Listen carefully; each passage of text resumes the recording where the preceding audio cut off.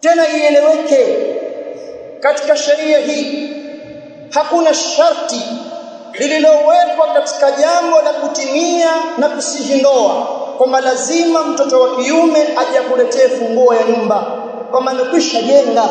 Wewe si umejenga tayari baba? Kwani kuna lazima gani kila mmoja ajenge? Hivi kuna hadithi gani au aya gani yatuambia kwamba kila mmoja awe na nyumba yake? Au falsafa gani iwe kwa upande huo au upande wa sekula, falsafa gani yatuambia kila mmoja awe na nyumba yake? Hakuna kitu kama hicho.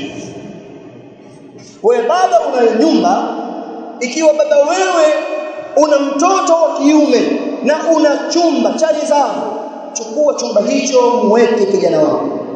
Na kama wanalala wawili, aliye tayari mpe chumba, asiye tayari atalala ukumbini, na kama ukumbi hamna atalala msikitini. Lakini kile chumba mpe huyu kubakia katika hali hii ya ujane ni hatari kwa watoto wa watu nje, bali muda mwingine ni hatari kwa wanyama huko nje. Kwani kuna kesi ya vijana wanawabaka ng'ombe na mbuzi. Muda mwingine si akili yake, amepelekwa na gharisa na matamanio yake. Si wewe mfuga ndani utakaleta nyumba? Nani kaleta hili shati? Hawa kushakuwa tayari, wapeni waozesheni vijana hawa. Na wewe mwenye mtoto wa kike, si unayo nyumba? Si kijana amekuja hana nyumba, mpe.